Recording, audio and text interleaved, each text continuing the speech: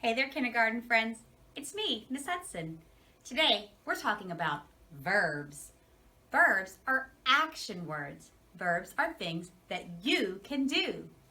The word hide is a verb. You can hide. That's something you can do. The word bounce is a verb. You can bounce. That's something you can do. Is key something you can do?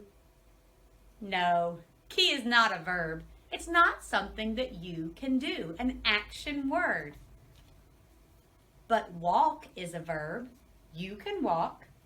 Let's look at the way that some verbs have stronger meanings than others.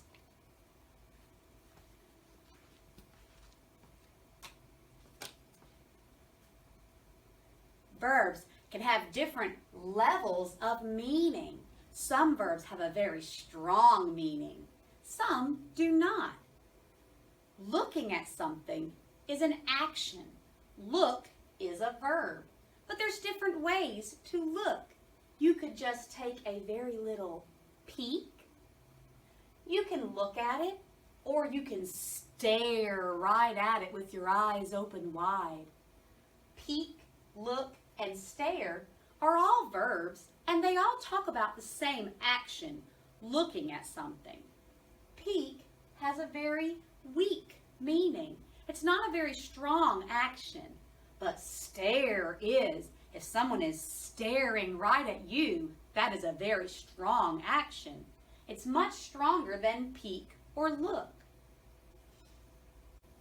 I'll read these verbs, and together we'll decide which of them has the stronger meaning. The first word pair is argue and fight. Well, they both talk about having a disagreement with someone. Argue is what you do with your words.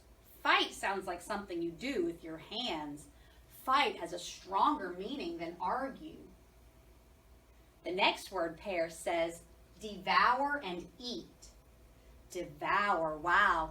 That sounds like you haven't eaten in a long time and you're eating so fast. Eat. That's what I do at lunch. I just eat it. It is a verb, but devour is a stronger action. Cry and sob. Those are both very sad. You cry, the water comes out of your eyes, your tears run down your face. Sob, that's when you're crying loudly and you're making a lot of noise with your crying. Sob is a stronger action than cry. Trip, collapse. When you trip, you fall over something or you trip on your own feet or your shoelaces. You could fall to the ground. Collapse. Oh my, that's dramatic. When you collapse, you fall hard down to the ground. I think that has a stronger meaning. Hurl and toss.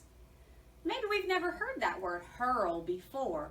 Hurl is when you throw your arm far back and you reach out and throw as hard as you can. Toss means you hold it and gently send it through the air. Hurl has a much stronger meaning than toss. They're both ways to throw something, but if you were throwing something to me, I would like you to toss it, not hurl it. The last word pair is rush and hurry. Well, I know that when we're working, we are supposed to hurry and get our work done promptly, but we should not rush. When you rush, you're going so fast that you're not being careful. You could forget things. Your work could be sloppy. I think rush has a stronger meaning than hurry. Hurry just means to do it promptly.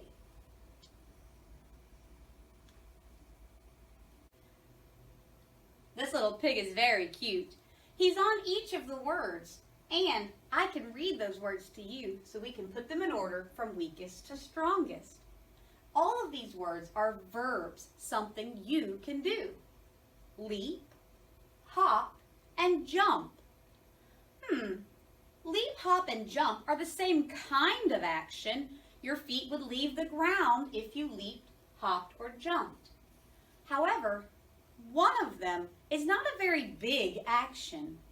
If you are just hopping, you're making a small jump. I think that's the weakest form of this verb. I think that's the weakest form of this verb. Hop has the weaker meaning. Leap, wow. Leap sounds like a really strong kangaroo or a frog leaping high, jumping far. Leap has a very strong meaning. Jump, I think that goes in the middle. That's an action. It's bigger than a hop, but smaller than a leap. I think these are in order from weakest to strongest. A hop is the smallest, then a jump, and a leap is the biggest action you can do when you're jumping. Oh, let's try these. Look at that king. His 3 action words are sing, whisper, and hum. Well, all of those are making a noise with your mouth. Sing could be out loud for everyone to hear. Whisper is very quiet. You're still saying the words, but they're very soft. Hum. When you hum, you don't even open your mouth. That's not a very strong action. I think I'll put that at the top. Hum has the weakest meaning. Now I have whisper and sing. Well, I know that whisper is still pretty quiet. I'll put that next. And the strongest verb was sing. When you sing out loud and proud, that's a very strong action. Hum, whisper, and then sing are in order from weakest to strongest. Lots of different ways to use your voice. Oh, that looks very comfortable. This young man is in a hammock. Let's read his 3 verbs. Sleep, rest, nap. Ooh, all of those verbs do sound relaxing. Well, I already think I know which one is the strongest. When you actually go to sleep, that's not just for a short time. You're going to sleep for a long period of time during the night, so you'll be ready for school the next day.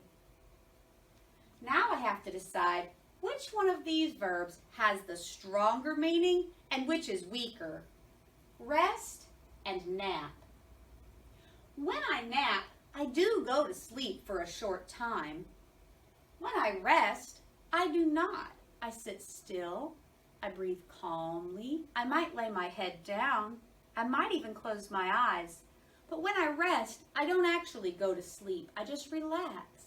I think that has the weaker meaning. And that means that nap would come here in the middle.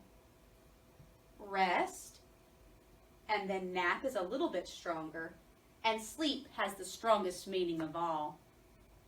You're going to see a lot of verbs, and you're going to hear some interesting verbs when your teacher reads to you. Listen carefully to see if you hear words that are actions with different shades of meaning. I'll see you next time, kindergarten friends.